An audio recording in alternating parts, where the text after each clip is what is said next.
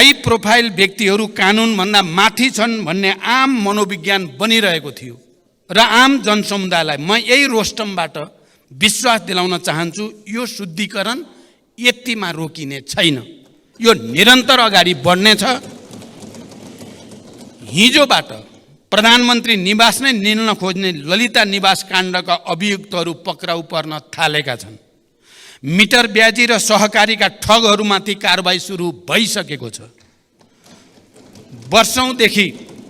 वर्षौंदेखि विकृतिको डुङ्गुर सफा गर्ने सुशासनको यो लडाईँमा मलाई सदन र जनताको अझ धेरै समर्थनको आवश्यकता रहेको मैले महसुस गरेको छु र यो लडाईँमा मलाई सदनको पनि र आम जनताको पनि अझ ठुलो हौसला र सहयोग प्राप्त हुने विश्वास पनि म व्यक्त गर्न चाहन्छु। म संकल्प गर्दछु कि कुनै पनि मूल्यमा विकृतिको यो लडाईँ, विकृतिका विरुद्धको यो लडाईँ अगाडि बढाइनेछ। लोकतन्त्रसँग आफ्ना विकृति सच्याउने सामर्थ्य पनि रहन्छ र सरकार त्यो दिशामा दृढतापूर्वक अगाडि बढेको छ र बढिरहनेछ। म यो विश्वास दिलाउन चाहन्छु। यो अवसरको सदुपयोग गर्दै म विशेष रूपले अपिल गर्न चाहन्छु, केही हुँदैन, अवस्था बदलिनेवाला छैन भन्ने हीन भावनाबाट माथि नउठेसम्म यो देशले आफै माथिको विश्वास फर्काउन सक्दैन। यति उज्यालो भविष्यको यति नजिक, देशको यति उज्यालो भविष्यको यति धेरै नजिक हामी यसअघि कहिले पनि थिएनौँ। तर सामाजिक सञ्जालका चित्रहरूले राष्ट्रका प्राथमिकताहरूलाई विषयान्तर गरिरहेको भान हुन्छ।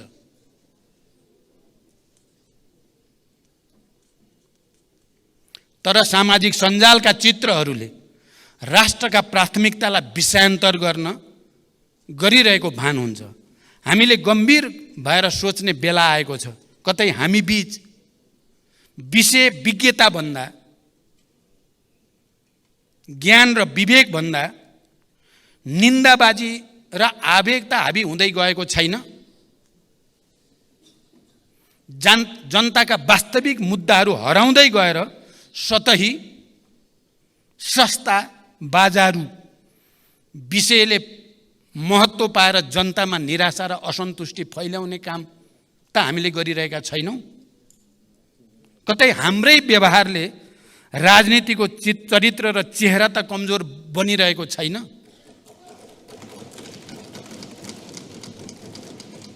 यो सत्य हो। लोकतन्त्र अब भावनात्मक आधारले मात्रै सुदृढ हुँदैन, त्यसलाई तथ्यात्मक आधार चाहिन्छ। मतदाताको रूपमा देशमा एउटा नयाँ पुस्ता तयार भइसकेको छ, जसले त्यस्तो पुस्ता जसले युद्धको विभीषिका देख्नु परेन। विद्यालयमा पुग्न 3-4 घण्टा पैदल हिँड्नु परेन। त्यो पुस्ताले यो देशमा कुनै दिन इन्टरनेट टेलिफोन काटेर एयरपोर्ट र सडकसम्म बन्द गरेर देशमा चलाइएको शाही शासन देखेन।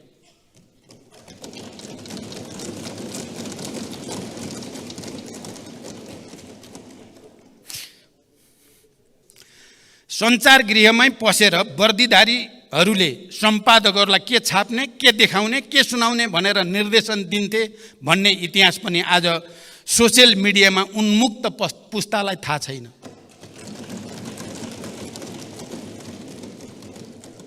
आज त्यो पुस्तालाई हिजो देशमा दुधकै नदी बहन्थ्यो झैँ भन्ने भाष्य खडा गरेर लोकतन्त्रबाट दिग्भ्रमित पार्ने अधिकार हामी कसैलाई पनि छैन।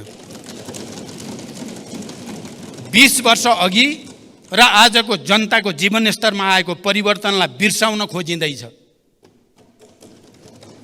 सुशासनमा समस्याले यो अवस्था सिर्जना भयो। सुशासनको प्रत्याभूति गर्दै लोकतन्त्रको सुदृढीकरणका लागि सिङ्गो संसद एक ठाउँमा उभिनेछ भन्ने मेरो विश्वास सुदृढ हुँदै गएको छ।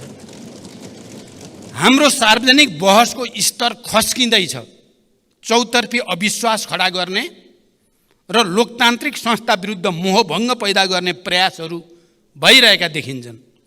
संसदसँगै पनि कहिलेकाहीँ मेरो गुनासो रहने गरेको छ। भर्खरको मेरो भारत भ्रमणमा वर्षौंदेखि रोकिएको नेपाल भारत पारवान सन्धि संशोधन सहित नवीकरण गरियो।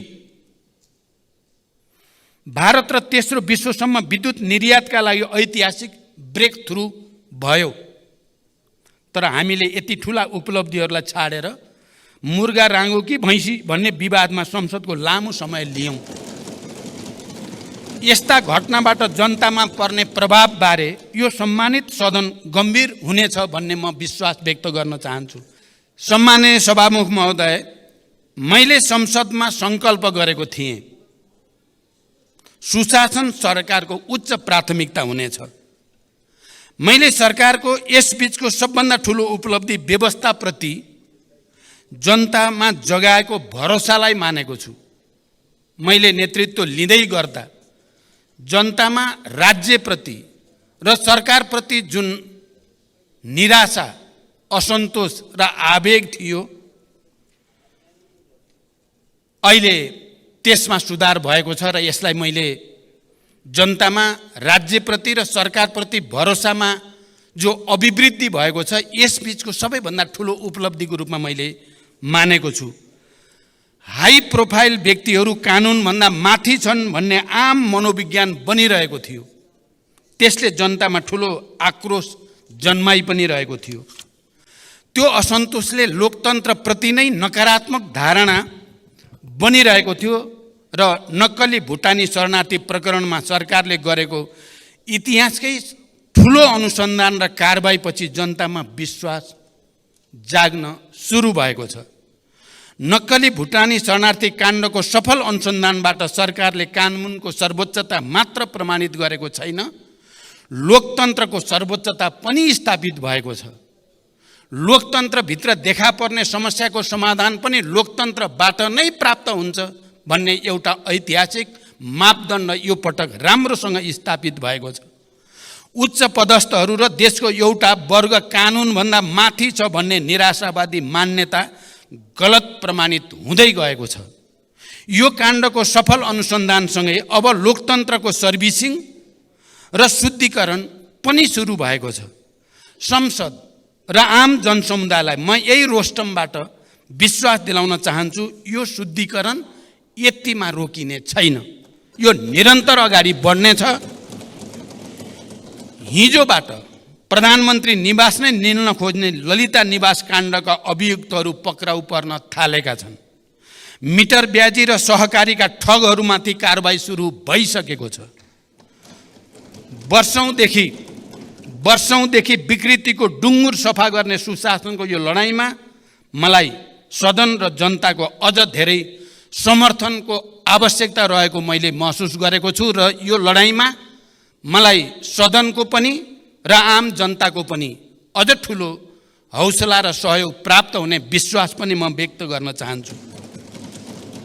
म सङ्कल्प गर्दछु कि कुनै पनि मूल्यमा विकृतिको यो लडाईँ, विकृतिका विरुद्धको यो लडाईँ अगाडि बढाइनेछ। लोकतन्त्रसँग आफ्ना विकृति सच्याउने सामर्थ्य पनि रहन्छ र सरकार त्यो दिशामा दृढतापूर्वक अगाडि बढेको छ र बढिरहनेछ, म यो विश्वास दिलाउन चाहन्छु। सम्माननीय सभामुख महोदय, पछिल्ला निकै वर्षदेखि किसानले कहिल्यै समयमा मल पाएनन्। मलको हाहाकार हरेक वर्ष समाचारका स्थायी शीर्षक बन्दै आए, तर परिस्थिति भने खासै बदलिएन। मैले विश्वासको मत लिँदै गर्दा सम्मानित सदनमा प्रतिबद्धता जनाएको थिएँ, अब त्यस्तो हाहाकार हुन दिइने छैन। यद्यपि समस्याको पूर्ण समाधान अझै भएको छैन, तर मैले गरेको प्रतिबद्धता भने यस आर्थिक वर्षमा 78,500 मेट्रिक टन रासायनिक मलको आपूर्ति सुनिश्चित भएको छ। यसबाहेक 1,95,900 मेट्रिक टन रासायनिक मल आयात भई 1,45,900 मेट्रिक टन मल अनुदानित मूल्यमा वितरण पनि भइसकेको छ। आगामी आर्थिक वर्षका लागि पनि समयमै रासायनिक मल व्यवस्था गर्न रु 30 अरब रकम विनियोजन गरिसकिएको छ। देशमै मल कारखाना खोल्न लगानी बोर्डले अध्ययन सुरु गरिसकेको छ भने भर्खरैको भारत भ्रमणका क्रममा पनि यो विषय गम्भीर ढङ्गले उठेको छ र जोइन्ट भेन्चरमा फर्टिलाइजर प्लान्टको विकास गर्ने कुरामा सैद्धान्तिक सहमति पनि भएको छ। मेलम्ची खानेपानी आयोजनाका आवश्यक संरचनाहरूको मर्मत सम्मार सम्पन्न भई 12 महिना नियमित पानी वितरणको सुनिश्चितता गरिएको छ। यो अवधिमा विभिन्न आयोजना मार्फत 1,66,000 थप जनसङ्ख्यालाई प्रशोधित खानेपानी प्रत्याभूत गरिएको छ। भूमिहीन, दलित र सुकुम्बासीहरूलाई जग्गा धनी प्रमाणपत्र वितरणमा तीव्रता ल्याइएको छ। गरिब पहिचान गरी परिचय पत्र वितरण गर्न थप 13 जिल्लामा तथ्याङ्क सङ्कलन भई विश्लेषण प्रक्रिया सुरु गरिएको छ। महिलामाथि हुने हिंसामा शून्य सहनशीलताको नीति अपनाउँदै राज्यका तर्फबाट पीडितहरूलाई संरक्षण र सहायता गरिएको छ। मुक्त कमैया, मुक्त हलिया, मुक्त कमलरी, हरुवा चरुवा लगायतका समस्याको दिगो र शीघ्र समाधान गर्न सम्बन्धित निकायहरूलाई क्रियाशील बनाउँदै लगिएको छ। सभामुख महोदय, म विस्तृत रूपमा जान चाहन्न, तर सदनलाई यति जानकारी गराउनु मेरो कर्तव्य ठानेको छु कि यसबीचमा भौतिक पूर्वाधार विकासमा उल्लेख्य प्रगति भएको छ। 408 मेगावाट विद्युत उत्पादन क्षमता थपिएको छ। थप 3% जनसङ्ख्यामा विद्युतको पहुँच पुगेको छ भने विद्युतमा 100% जनताको पहुँच हुने सबै आधार तयार भएको छ। राष्ट्रिय स्तरका विकास आयोजना कार्यान्वयनमा देखिएका नीतिगत तथा अन्तर्निकाय समन्वय लगायतका समस्या समाधान गर्न 7 प्रदेशका मुख्यमन्त्री सहित राष्ट्रिय विकास समस्या समाधान समितिको बैठक सम्पन्न भएको छ र दिगो विकासका लागि लक्ष्यका सूचकहरूको पुनरावलोकन गरिएको छ र भने विकास सम्बन्धी बेग्लै कानुन निर्माणको प्रक्रिया अगाडि बढेको छ। अन्तर प्रदेश समन्वय परिषदको बैठक डाकिएको छ र त्यसमा समन्वयलाई अझ सुदृढ गर्ने प्रक्रिया अगाडि बढाइँदैछ। भर्खरको मेरो औपचारिक भारत भ्रमण सफल भएको छ। भ्रमणमा नेपाल र भारत बीच 10 वर्षमा 10,000 मेगावाट विद्युत निर्यात गर्ने गरी दीर्घकालीन विद्युत व्यापार सम्झौतामा प्रारम्भिक हस्ताक्षर भइसकेको छ। यो देशका लागि अत्यन्त ऐतिहासिक र दूरगामी महत्त्वको सम्झौता हो भन्ने कुरामा देशमा कुनै विमति हुन सक्दैन।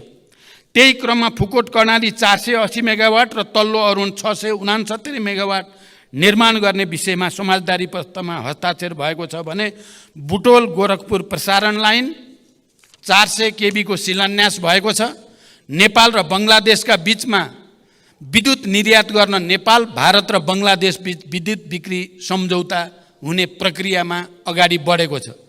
तेस्रो देशसँग विद्युत निर्यातको बाटो खोल्ने यो प्रक्रिया नेपालको आर्थिक विकासमा ठुलो कोसेढुङ्गा साबित हुनेमा म विश्वस्त छु। मलाई लाग्छ सिङ्गो राष्ट्र पनि यसमा विश्वस्त भइ नै सकेको छ। सम्माननीय सभामुख महोदय, हरेक वर्ष हामी समाचार पढ्थ्यौँ र बडो हैरान पनि हुने गर्थ्यौँ। शैक्षिक सत्रको आधा समय बितिसक्दा पनि विद्यार्थीले पाठ्य पुस्तक पाएनन्। तर यसपटक भने तिनै सञ्चार माध्यममा हामीले हुम्लादेखि ताप्लेजुङसम्मका दुर्गम जिल्लाका सामुदायिक विद्यालयमा शैक्षिक सत्र सुरु हुनु अगावै पाठ्य पुस्तक पुगेको समाचार पढ्न पायौँ। भर्नाकै दिन कलिला विद्यार्थीहरूले मुस्कुराउँदै किताब समातेका सुन्दर तस्बिर पनि हामीले अहिले समाचार पत्रहरूमा देख्न र पढ्न पायौँ। केही महिना अघिसम्म विद्यार्थीहरू नो अब्जेक्सन सर्टिफिकेट लिन भक्तपुरको सानो ठिमेमा मध्यरातदेखि कम्बल बोकेर लाइनमा बसेका समाचार आउने गर्दथे। विदेशमा पढ्न हिँडेका युवा विद्यार्थीमा त्यो यातनाले व्यवस्था र अवस्थाप्रति पक्कै पनि वितृष्णा जगाउने गर्दथ्यो। अहिले त्यो सर्टिफिकेट आफ्नै मोबाइलमा प्राप्त गर्न सकिने भएको छ र विद्यार्थीहरूमा एउटा नयाँ आशा, भरोसा र हौसला बढेको छ। राहदानी लिन त्यस्तै सकस थियो। बिचौलियालाई हजारौँ तिरेर र हप्तौँ लाइन बसेर ठुलो प्रतीक्षापछि मात्र राहदानी हात पर्ने गर्दथ्यो। अहिले राहदानी विभाग अगाडि भिड छैन। आवेदन दिन अब कुनै बिचौलिया चाहिँदैन। आफ्नै मोबाइलबाट 24 घण्टा आवेदन दिन सकिन्छ। पछिल्ला 7 महिनामा मात्रै 18,431 विद्युतीय राहदानी वितरण भएको छ। त्यसैगरी राष्ट्रिय परिचय पत्रमा पनि ठुलो सुधार आएको छ। पुस 11 सम्म दैनिक 7,000 को सङ्ख्यामा छपाई हुने परिचय पत्र अहिले 2 शिफ्टमा 15,000 को सङ्ख्यामा छापिरहेको छ। 53 जिल्लामा 554 स्थानीय तहमा अभियान सञ्चालन गरी करिब 1,30,00,000 नागरिकको विवरण सङ्कलन गरिसकिएको छ। बढी भिडभाड हुने जिल्ला प्रशासन कार्यालयमा टाइम कार्ड एवं टोकन प्रणाली लागू गरिएको छ। अध्यागमन कार्यालयहरूमा अध्यागमन सूचना प्रणाली नेपाल पोर्ट लागू भएको छ भने हस्तलिखित भिसाको सट्टा QR कोड सहितको सिस्टम जेनेरेटेड भिसा लागू गरिएको छ र विद्युतीय सवारी चालक अनुमति पत्र प्रणाली थप 5वटा यातायात व्यवस्था कार्यालयहरूमा लागू भएको छ। विभिन्न सरकारी कार्यालयहरूबाट निश्चित सार्वजनिक बिदाका दिनमा समेत सेवा प्रवाहको व्यवस्था गरिएको छ। कागज मुक्त, नगद मुक्त र लाइन मुक्त देश निर्माणका लागि मैले यसबीचका सुधारलाई साङ्केतिक तर निकै दूरगामी महत्त्वका निर्णय ठानेको छु। सार्वजनिक शिक्षा र स्वास्थ्य सरकारको उच्च प्राथमिकतामा छ। सरकारी, सामुदायिक तथा निजी अस्पताललाई कुल शय्याको 10% विपन्न, असहाय, बेवारिसे, बिरामीको निःशुल्क उपचारको लागि प्रदान गर्नै पर्ने व्यवस्था हुँदैछ। यसले लाखौँ गरिब परिवार लाभान्वित हुनेछन् भन्ने मेरो विश्वास छ। दुर्गम क्षेत्रमा ज्यान जोखिममा परेका गर्भवती तथा सुत्केरी महिलाहरूको सुरक्षित हवाई उद्धारलाई बढाइएको छ। कैलालीको गेटामा शहीद दशरथचन्द्र स्वास्थ्य विज्ञान विश्वविद्यालय खोल्ने निर्णय भइसकेको छ। लुम्बिनी प्रदेशमा नेपाल विज्ञान तथा प्रविधि प्रज्ञा प्रतिष्ठानको विशिष्टीकृत अनुसन्धान केन्द्र बन्दैछ। भरतपुर अस्पताल र भेरी अस्पताललाई चिकित्सा विज्ञान राष्ट्रिय प्रतिष्ठानको आङ्गिक अस्पतालको रूपमा सञ्चालन गर्ने निर्णय कार्यान्वयनमा गइ नै सकेको छ। तिलगङ्गा अस्पताललाई मानित विश्वविद्यालय बनाउने निर्णय भइसकेको छ र सरकारी अस्पतालहरूको स्तरोन्नतिसँगै नयाँ मेडिकल कलेजहरू थपिँदै गएका छन्। सरकारले प्रदान गर्दै आएका अत्यावश्यक औषधिहरू राज्यका तर्फबाट नै उत्पादन गरी औषधिमा आत्मनिर्भर बन्न नेपाल औषधि लिमिटेड मार्फत तत्कालका लागि 18 प्रकारका औषधि उत्पादनको तयारी भइरहेको छ। स्वास्थ्य सम्बन्धी समस्या सम्बन्धमा परामर्श दिन टेलिमेडिसिन सेवा सुरु भइसकेको छ। आविष्कार, अनुसन्धान र नवप्रवर्धनलाई प्रोत्साहन र प्रवर्धन गर्न छुट्टै कोषको व्यवस्था गरिएको छ। रैथाने शिल्पकला तथा संस्कृति तथा पशुपति हिन्दू विश्वविद्यालय स्थापना तयारीका लागि प्रक्रिया पनि अगाडि बढ्दैछ। मित्र राष्ट्र टर्कीमा गएको विनाशकारी भूकम्पमा सहयोग स्वरूप स्वास्थ्य उपकरण, न्यानो कपडा, बेबी फुड लगायतका 22 टन राहत सामग्री पठाइएको छ। नेपालसँग कूटनीतिक सम्बन्ध स्थापना गरिएका देशको सङ्ख्या 181 पुगेको छ। प्रतिनिधि सभामा 7 र राष्ट्रिय सभामा 2 गरी 9वटा विधेयक दर्ता गरिएका छन्। त्यसै गरी 8वटा कानुन संशोधन र एकीकरण गर्न बनेको विधेयक तर्जुमा गर्न सहमति प्रदान गरिएको छ भने 11वटा विधेयकलाई सैद्धान्तिक सहमति प्रदान गरिएको छ। विभिन्न विषयका 17वटा नियमावली, 3वटा गठनादेश र 5वटा निर्देशिकाको तर्जुमा सहमति प्रदान गरिएको छ। सभामुख महोदय, संसदको पहिलो सम्बोधनमा मैले सङ्कल्प गरेको थिएँ वैदेशिक रोजगारीमा गएका दिदीबहिनी दाजुभाइहरूलाई माथि राज्यको उपेक्षा अब अन्त गरिनेछ। वैदेशिक रोजगारीलाई सुरक्षित, सम्मानित बनाउन यसबीचमा केही महत्त्वपूर्ण र दूरगामी कामहरू भएका छन्। वैदेशिक रोजगारीमा गएका करिब 2 लाख नागरिक केही महिनाकै बिचमा सामाजिक सुरक्षा कोषमा जोडिनु आफैमा एउटा ऐतिहासिक उपलब्धि हो। यसरी आबद्ध व्यक्तिको कदाचित भवितव्यबाट निधन भएमा परिवारलाई पेन्सन र सन्तानलाई शैक्षिक वृत्तिको व्यवस्था गरिएको छ। वैदेशिक रोजगारीलाई अब धेरै हदसम्म झन्झट र बिचौलिया मुक्त बनाइँदै लगिएको छ। श्रम स्वीकृति र पुनः श्रम स्वीकृतिका क्रममा श्रमिकहरूले झेल्दै आएको शास्ति अन्त्य गरिएको छ। पुरै अवधिका लागि श्रम स्वीकृति प्रदान गर्ने र पुनः श्रम स्वीकृतिका लागि नेपाल आउनुपर्ने बाध्यताको अन्त्य गरी विदेशबाट नै अनलाइन प्रणालीबाट स्वीकृति प्राप्त हुने व्यवस्था मिलाइएको छ। यो आफैमा विदेशमा रहेका दिदीबहिनी दाजुभाइहरूको लागि एउटा ठुलो राहत बन्न गएको छ। यसै गरी 753वटै 753वटै स्थानीय तहका रोजगार सेवा केन्द्र मार्फत श्रम स्वीकृति सम्बन्धी सेवा प्रदान गरिएको छ। श्रमिकका गुनासो, ठगी र अन्य समस्याहरूलाई तत्परताका साथ सम्बोधन गर्न विदेश स्थित नियोगमा श्रम सम्बन्धी बेग्लै सम्पर्क व्यक्ति तोकिएको छ। श्रम तथा रोजगार मन्त्रालयमा 24 घण्टा गुनासो सुन्ने गरी श्रम कल सेन्टर सञ्चालनमा ल्याइएको छ र त्योसँगै ऱ्यापिड रेस्पोन्स टास्क फोर्स गठन गरिएको छ। यो अवधिमा वैदेशिक रोजगारीको क्रममा मृत्यु भएका 1094 जना मृतकका कामदार परिवारलाई करिब 58 करोड राहत उपलब्ध गराइएको छ। अङ्गभङ्ग भएका 312 कामदारलाई 9 करोड सहयोग प्रदान गरिएको छ। यसबीचमा विदेशी भूमिमा समस्यामा परेका 156 जना नागरिकको उद्धार गरिएको छ। रोजगारीका क्रममा अशक्त भएका कामदारका सन्ततिलाई छात्रवृत्ति स्वरूप 2,33,74,000 रुपियाँ सहयोग उपलब्ध गराइएको छ। सम्माननीय सभामुख महोदय, राष्ट्रिय गौरव लगायत सबै विकास आयोजनालाई छिटो सम्पन्न गर्न निर्देशन र अनुगमन गरिनुका साथै प्रक्रियागत झन्झट हटाउन गम्भीर पहल सुरु गरिएको छ। नतिजाका आधारमा पुरस्कृत र दण्डित दिने नीति लिई आयोजना प्रमुखहरूलाई जिम्मेवार बनाइएको छ।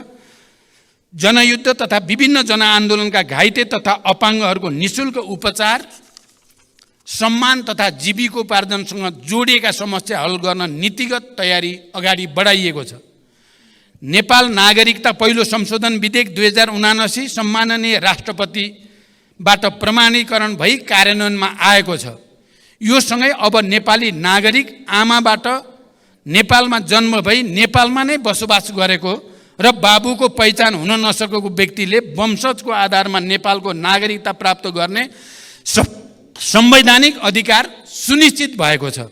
गैर आवासीय नेपालीहरूलाई आर्थिक, सामाजिक तथा सांस्कृतिक अधिकार सहितको गैर आवासीय नेपाली नागरिकता प्राप्त गर्ने बाटो पनि खुला भएको छ। नेपाल राजपत्रमा प्रकाशित हुन बाँकी रहेका 8,471 सहितको नामावली नेपाल राजपत्रमा प्रकाशित गरिएको छ। रसुवागढी, हिल्सा, कोदारी स्थित अध्यागमन कार्यालयहरू सुचारू भएका छन्। 22 वटा नयाँ बोर्डर आउटपोस्टहरू स्थापना गरिएका छन्। पोखरा क्षेत्रीय अन्तर्राष्ट्रिय विमानस्थल सञ्चालनमा आएको छ। गौतम बुद्ध अन्तर्राष्ट्रिय विमानस्थलबाट अन्तर्राष्ट्रिय उडानको नियमित गर्ने सम्बन्धमा कार्ययोजना तयार भएको छ। खेलकुद क्षेत्रको विकासका लागि सदन प्रयासका साथै नेपाली क्रिकेट टिमका प्रशिक्षक तथा खेलाडीहरूलाई नगद प्रोत्साहन उपलब्ध गराइएको छ। सभामुख महोदय, आज यो अवसरको उपयोग गरेर म अपिल गर्न चाहन्छु, केही हुँदैन, अवस्था बदलिनेवाला छैन भन्ने हीन भावनाबाट माथि नउठेसम्म यो देशले आफैमाथिको विश्वास फर्काउन सक्दैन। आज म यो अवसरको सदुपयोग गर्दै म विशेष रूपले अपिल गर्न चाहन्छु, केही हुँदैन, अवस्था बदलिनेवाला छैन भन्ने हीन भावनाबाट माथि नउठेसम्म यो देशले आफैमाथिको विश्वास फर्काउन सक्दैन। म दोस्रो पटक प्रधानमन्त्री हुँदा देशमा 18 घण्टासम्म लामो लोड सेडिङ थियो भन्ने कुरा हामी कसैले बिर्सेका छैनौँ। केही महिनामै हामीले लोड सेडिङ मुक्त उज्यालो नेपाल बनायौँ र आज केही वर्षमै भारत र बङ्गलादेशलाई समेत बिजुली बेच्ने ठाउँमा हामी आइपुगेका छौँ। दृढ इच्छा शक्तिका साथ पहल गर्यो भने धेरै चिज हुन सक्छ भन्ने कुराको यो ठोस सबुत हो। पेट्रोलियम पदार्थको आयात न्यून बनाएर 10,000 मेगावाट बिजुली निर्यात गर्ने उत्साहजनक बिन्दुमा हामी आज आइपुगेका छौँ र यति उज्यालो भविष्यको यति नजिक, देशको यति उज्यालो भविष्यको यति धेरै नजिक हामी यसअघि कहिले पनि थिएनौँ। तर सामाजिक सञ्जालका चित्रहरूले राष्ट्रका प्राथमिकताहरूलाई विषयान्तर गरिरहेको भान हुन्छ।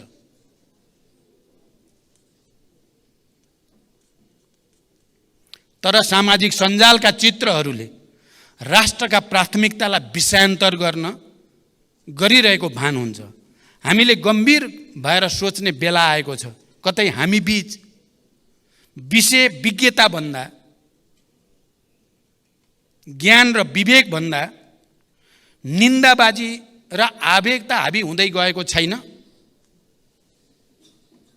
जनताका वास्तविक मुद्दाहरू हराउँदै गएर सतही सस्ता बाजारु विषयले महत्त्व पाएर जनतामा निराशा र असन्तुष्टि फैलाउने काम त हामीले गरिरहेका छैनौँ। कतै हाम्रै व्यवहारले राजनीतिको चरित्र र चेहरा त कमजोर बनिरहेको छैन।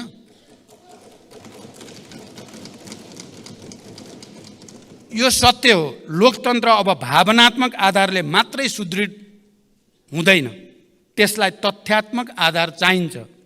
मतदाताको रूपमा देशमा एउटा नयाँ पुस्ता तयार भइसकेको छ, जसले त्यस्तो पुस्ता जसले युद्धको विभीषिका देख्नु परेन।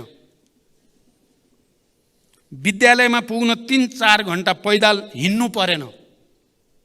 त्यो पुस्ताले यो देशमा कुनै दिन इन्टरनेट टेलिफोन काटेर एयरपोर्ट र सडकसम्म बन्द गरेर देशमा चलाइएको शाही शासन देखेन।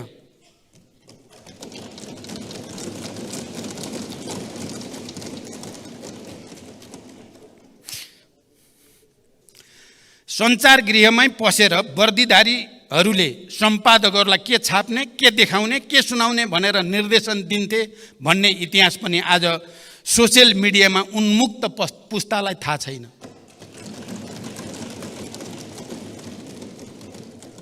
आज त्यो पुस्तालाई हिजो देशमा दुधकै नदी बहन्थ्यो झैँ भन्ने भाष्य खडा गरेर लोकतन्त्रबाट दिग्भ्रमित पार्ने अधिकार हामी कसैलाई पनि छैन। 20 वर्ष अघि र आजको जनताको जीवनस्तरमा आएको परिवर्तनलाई बिर्साउन खोजिँदैछ।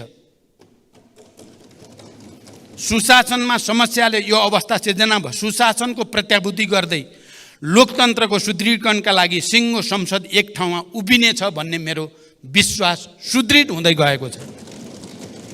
हाम्रो सार्वजनिक बहसको स्तर खस्किँदैछ। चौतर्फी अविश्वास खडा गर्ने र लोकतान्त्रिक संस्था विरुद्ध मोहभङ्ग पैदा गर्ने प्रयासहरू भइरहेका देखिन्छन्। संसदसँगै पनि कहिलेकाहीँ मेरो गुनासो रहने गरेको छ। भर्खरको मेरो भारत भ्रमणमा वर्षौँदेखि रोकिएको नेपाल भारत पारवान सन्धि संशोधनसहित नवीकरण गरियो। भारत र तेस्रो विश्वसम्म विद्युत निर्यातका लागि ऐतिहासिक ब्रेक थ्रु भयो। तर हामीले यति ठुला उपलब्धिहरूलाई छाडेर मुर्गा राङ्गो कि भैँसी भन्ने विवादमा संसदको लामो समय लियौँ। यस्ता घटनाबाट जनतामा पर्ने प्रभावबारे यो सम्मानित सदन गम्भीर हुनेछ भन्ने म विश्वास व्यक्त गर्न चाहन्छु। सम्माननीय सभामुख महोदय, सामाजिक न्याय, सुशासन र समृद्धिलाई सरकारले सर्वोपरि लक्ष्यको रूपमा लिएको छ। संस्थागत तथा प्रक्रियागत सुधारका कार्य सरकारको उच्च प्राथमिकतामा छन्। समावेशी सङ्घीय लोकतान्त्रिक शासन व्यवस्थाको सुदृढीकरण, अर्थतन्त्रको पुनरुत्थान र सबलीकरण, सार्वजनिक सेवा प्रवाहमा सुधार र सरलीकरण, नागरिक मैत्री प्रशासनको स्थापना, भ्रष्टाचार नियन्त्रण र राज्यको सबै तहमा सुशासनको प्रवर्धनमा सरकार निरन्तर सक्रिय रहेको छ र निरन्तर सक्रिय रहनेछ। विकास निर्माणमा तीव्रता, शान्ति प्रक्रियाको तार्किक निरूपण, सामाजिक न्यायको प्रत्याभूति, स्वतन्त्र र सन्तुलित परराष्ट्र नीतिको अवलम्बनबाट राष्ट्रिय हितको अधिकतम रक्षाको लागि सरकारको प्रतिबद्धता म फेरि यो सम्मानित सदन समक्ष दोहोऱ्याउन चाहन्छु। सरकारलाई निरन्तर साथ र सहयोगका लागि आम जनसमुदाय, प्रशासन यन्त्र, संसद, गठबन्धनका सहयात्री, सञ्चार जगत, मित्र राष्ट्रहरू, सबै राजनीतिक दलहरूप्रति म आभार प्रकट गर्दै भविष्यमा पनि यसको निरन्तरताको अपेक्षा गर्दछु। आउँदा दिनमा यो सम्मानित सदनमा राष्ट्रको आर्थिक र सामाजिक जीवनका अझ धेरै उत्साहजनक र सुखद सूचकाङ्कहरू पेश गर्ने प्रतिबद्धता पनि म जनाउन चाहन्छु। सम्माननीय सभामुख महोदय, मैले थोरै समीक्षात्मक यति टिप्पणी राखिसकेपछि म अब सिधै बजेटबारे उठेका केही ठोस प्रश्नको ठोस उत्तरतिर जान चाहन्छु। पहिलो र अलि सैद्धान्तिक र राजनीतिक महत्त्वको विषयमा यो सम्मानित सदनको ध्यान आकर्षण गर्न चाहन्छु। मैले पहिले पनि साङ्केतिक रूपमा भनेको छु, हाम्रो नीति कार्यक्रम, सरकारको नीति कार्यक्रम घोषणा गर्ने प्रक्रिया परम्परा र त्यसलाई पारित गर्ने हाम्रो प्रणाली र लगत्तै बजेट वक्तव्य पाठ गर्ने र त्यसलाई पारित गर्ने प्रक्रिया र प्रणाली हाम्रो परम्परागत छ। यसले मान्य सदस्यहरूको लोकतान्त्रिक अधिकार र नीति कार्यक्रम, सरकारको नीति कार्यक्रम बनाउने कुरा र बजेट निर्माणको कुरामा जुन सक्रियता र योगदान संस्थागत हुनुपर्ने हो त्यस्तो हुने गरेको छैन। मैले पहिला पनि भनेको छु, यो प्रक्रियालाई हामीले यसै पटक बदल्ने सोच त बनायौं।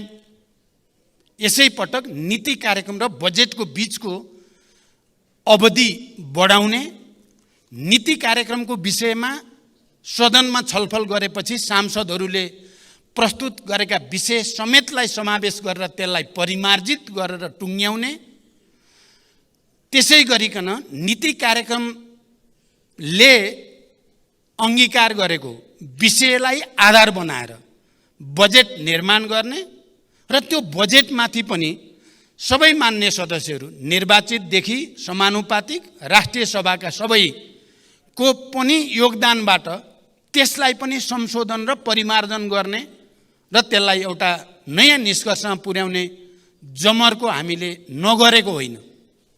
तर यो पटक हामीलाई समयको साह्रै ठुलो दबाब रह्यो, हामीले त्यसो गर्न सकेनौं। म त्यसकारण नीति कार्यक्रम र बजेटका सन्दर्भमा यो सम्मानित सदन समक्ष र सबै राजनीतिक दल र नेताहरूलाई, राष्ट्रिय सभाका मान्य सदस्यहरूलाई पनि र सम्पूर्ण बुद्धिजीवी नागरिक समाज र आम जनतासँग पनि म एउटा अपिल गर्न चाहन्छु।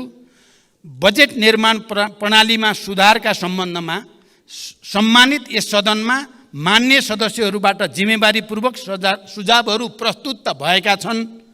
बजेट निर्माण प्रणालीमा सुधार ल्याउनकै लागि आर्थिक वर्ष 2080-81 को बजेट वक्तव्यको बुँदा नम्बर 29 मा आगामी वर्षदेखि मन्त्रालयगत बजेट सीमा निर्धारण भए पश्चात फागुन मसान्तभित्र विनियोजन विधेयकका सिद्धान्त र प्राथमिकता संघीय संसदमा पेश गर्ने व्यवस्था मिलाइनेछ। यसबाट विनियोजन विधेयकका सिद्धान्त र प्राथमिकता उप पर्याप्त छलफल गरी मान्य सदस्यहरूबाट प्राप्त मार्गदर्शन र सुझावका आधारमा यथार्थपरक बजेट तर्जुमा गर्न सघाउ पुग्ने विश्वास लिएको छ भन्ने विषय प्रस्तुत गरेको छु। बजेट निर्माणमा सांसदको कुनै पनि भूमिका नभएको आजसम्मको बजेट निर्माण गर्ने प्रणालीलाई परिवर्तन गर्दै आगामी वर्षदेखि बजेट निर्माण गर्ने कार्यमा प्रतिनिधि सभाका प्रत्यक्ष निर्वाचित सांसदको संयोजकत्वमा सम्बन्धित क्षेत्रका अन्य सांसदहरू समानुपातिक समेत राष्ट्रिय सभाका पनि सांसदहरू समेतको सल्लाह अनुसार बजेट निर्माण गर्ने परिपाटी सुरु गर्ने सम्बन्धमा सम्मानित सदनमा प्रतिबद्धता व्यक्त गर्दछु र यसमा सबैको सहयोगको निम्ति म हार्दिक अपिल र अनुरोध पनि गर्न चाहन्छु। यसले हाम्रो असफल भइसकेको विकास प्रक्रियालाई, नीति कार्यक्रम र बजेट निर्माण प्रक्रियालाई सुधार गर्नेछ र त्यसले देशलाई नयाँ गति दिनेछ भन्ने म विश्वास पनि व्यक्त गर्न चाहन्छु। संविधानमा व्यवस्था भएका मौलिक हकको संरक्षण र कार्यान्वयन गर्नु राज्यको प्रमुख दायित्व हो। नागरिकले प्रत्यक्ष महसुस गर्ने गरी संविधानमा उल्लेखित मौलिक हकको कार्यान्वयन गर्न सरकार सदैव अग्रसर छ। यसका लागि आवश्यक कानुनहरूको तर्जुमा गरिनु